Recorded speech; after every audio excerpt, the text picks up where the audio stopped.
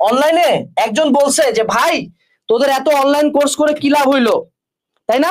প্রশ্ন তো এটাই হইতে পারে, এত অনলাইন কোর্স করে কি লাভ হইলো, তারপরে তো রেজাল্ট খারাপ হইলো। তার মানে কি, মানে টিচার বাড়ে গেলে কি স্টুডেন্ট বেশি করে?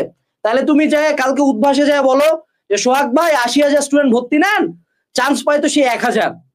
ক্যা ভেরি গুড লজিক ভাইয়া। মানে মানে বুঝলাম না যে আমার 1,00,000 স্টুডেন্ট, সিট কিন্তু আমি লিমিটেড রাখছি, ধরেন আমার বুয়েটের সিট 1,000, 1,00,000 স্টুডেন্টকে ভালো ভালো টিচার পড়াইলো, কে পড়াইলো? গুড টিচার্স পড়াইলো। এবং আমি গুড টিচারের নাম্বার কি করলাম, 2x করে দিলাম। সিট বাড়াইছিস বে? সিট তো বাড়াইস নাই, তো চান্স পাবে তো 1,000ই। কিন্তু গুড টিচার্স বাড়লে কি হয়? দুর্বলরা সুযোগ পায়। এইটা পয়েন্ট কেন মিস করো রে ভাই? যে আগের বার শুধুমাত্র যেই পোলাটা ঢাকার মধ্যে আছে এসি রুমে বুয়েটের ভাইয়াকে 20,000 টাকা দিয়ে নিয়ে আসছে, ও স্বপ্ন দেখছে যে আমি চান্স পাবো। এইবার অনলাইন এডুকেশনের ফলে গ্রামের গরিব ঘরের সন্তান 3,000 টাকা জমা একটা কোর্স কিনছে, ও স্বপ্ন দেখছে আমি ঢাবিতে যাব, আমি বুয়েটে যাব। অর্থাৎ যখন গুড টিচার্স বাড়ে, প্ল্যাটফর্মস বাড়ে, সুযোগ পায় দুর্বলরা।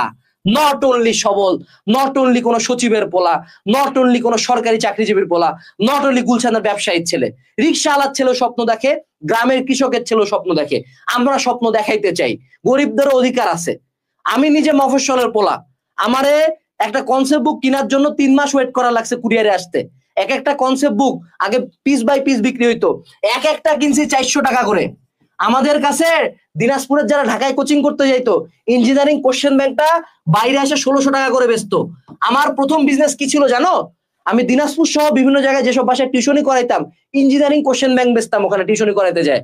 That was my main business. Mirpur থেকে কিনে নীলক্ষেতে আসে বেচতাম, এটা আমার বিজনেস ছিল। সো আই নো মফস্বলের অবস্থা কি।